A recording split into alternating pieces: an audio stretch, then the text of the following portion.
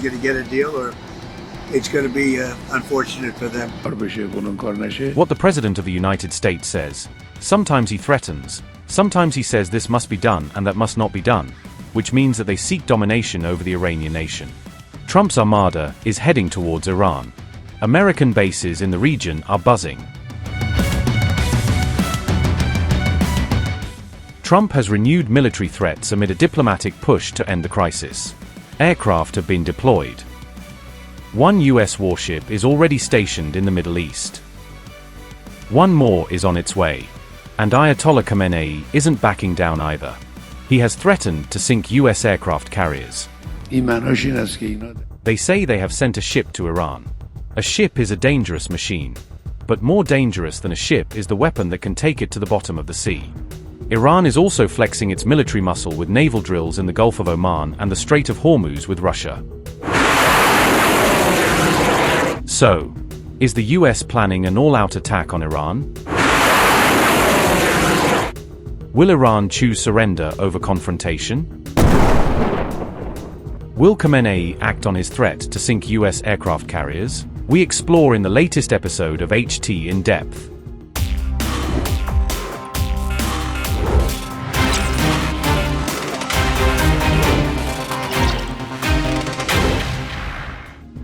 The Pentagon is sending the largest force of American warships and aircraft to the Middle East in decades, including 2 aircraft carrier strike groups.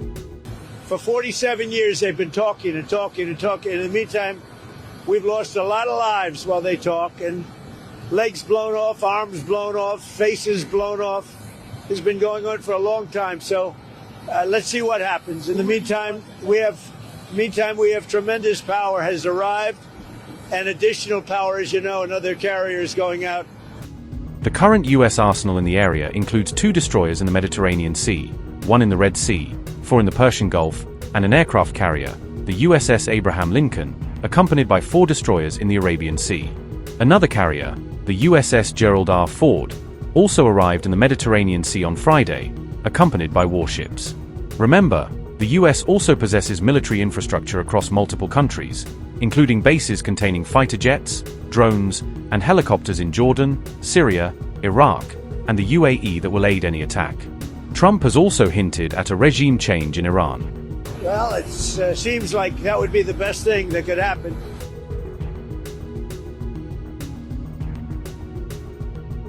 The question now is, will Iran's Khamenei pick surrender or confrontation? With talks seemingly reaching a deadlock and increasing American military pressure, the supreme leader of Iran has issued a dare to Donald Trump. They think their army is the strongest army in the world. The strongest army in the world can sometimes take a blow that will not be able to recover from it. They say that we have sent a ship to Iran. A ship is a dangerous machine. But more dangerous than a ship is the weapon that can take it to the bottom of the sea. Iran. Iran. Iran. The President of the United States said in one of his last speeches that the United States has not been able to remove the Islamic Republic for 47 years. He complained to his own people. The United States has not been able to remove the Islamic Republic for 47 years. This is a good confession. I say that you will not be able to remove the Islamic Republic. For Tehran giving in to Trump's demands to end uranium enrichment, reducing the range of ballistic missiles and ending support to axis of resistance amounts to capitulation. But does Iran have the military heft and firepower to confront America? And as Khamenei claimed, attack its aircraft carriers?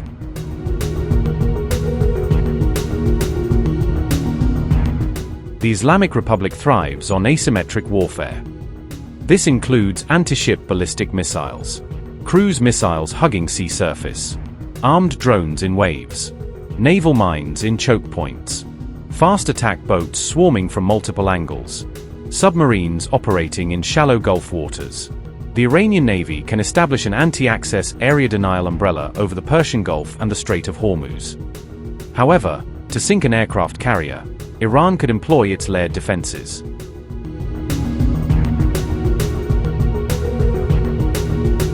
The first layer is anti-ship cruise missiles. The low-altitude missiles can evade advanced naval air defense systems. This includes the Noor missile with an operational range of 120 kilometers. typically skimming about 30 meters above sea level and flying at roughly 0.9 Mach. Upgraded variants include the Gardir, with a range of around 200 kilometers, and the Gadir, extending to approximately 300 kilometers. Both systems incorporate increased fuel capacity and improved guidance, significantly expanding Iran's coastal strike envelope. In the long-range category stands the Abu Mahdi cruise missile, which is reportedly capable of exceeding 1,000 kilometers in range. Iranian officials claim it can be launched from deep within Iranian territory, and can also strike moving vessels at sea. Another system, the Qadr 380, also has a claimed range of over 1,000 kilometers. Iran says it can adjust altitude and trajectory mid-flight to complicate interception.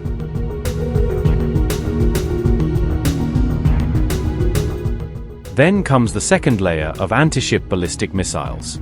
The high-speed weapons are designed to compress reaction times for enemy defenses. The Khalij fast missile has an estimated range of 300 kilometers. Its warhead weighs approximately 450 kilograms. It is described as Iran's first anti-ship ballistic missile. During its terminal phase, its independent guidance system can reportedly lock onto maritime targets. Alongside it is the Hormuz family of missiles. These are designed primarily for anti-radar missions. The Hormuz 2 is intended to target radar systems mounted on warships or deployed in coastal defense batteries. It aims to disable a vessel's detection capabilities before a broader strike. Iran even repurposed its hypersonic missiles, the Fatah 2, for anti-ship attacks. It appeared obliquely in 2024 when Houthi forces attacked ships in the Gulf of Aden with drones and missiles provided by Iran. Playing on these defenses, Iran's strategy is expected to be saturation, overwhelming defenses by launching simultaneous attacks, forcing mistakes and exploiting geography. The Gulf is narrow, radar clutter is high and reaction time is short. What's more, Iran has also teased that the best of its missiles remain strategically hidden. We have built a strong fortress around our island. It is very good and very excellent. We have installed good equipment, and we will install more later. We used weapons on these islands that have very high accuracy. However, Iran also faces significant challenges. Its weakness appears to be its small and aging air force. Sanctions have reduced its fighting force to a fraction of what a single US carrier group could project. Additionally, aircraft carriers are always difficult to target. A Nimitz-class aircraft carrier has the ability to move at speeds of over 25 knots. It can also frequently change direction to avoid any predictable patterns. And a carrier never sails alone. It moves inside a carrier strike group, with Aegis radars scanning 360 degrees and SM-2, SM-6 interceptors ready. Electronic warfare systems also remain active along with air patrols.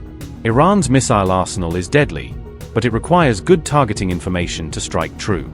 Even hypersonic missile needs real-time targeting information to strike a moving target, which Iran does not seem to have. So what's the verdict? Can Iran really damage an aircraft carrier? In theory, yes. But could it mission kill one temporarily? Maybe under extreme saturation. Could it reliably sink one? Defense experts say it is highly unlikely. However, even a limited strike on a US aircraft carrier would be catastrophic, not just militarily, but geopolitically as well. The retaliation that follows could devastate Iran's military infrastructure within hours, ignite conflict across the Gulf, and push the region to the brink of all-out war.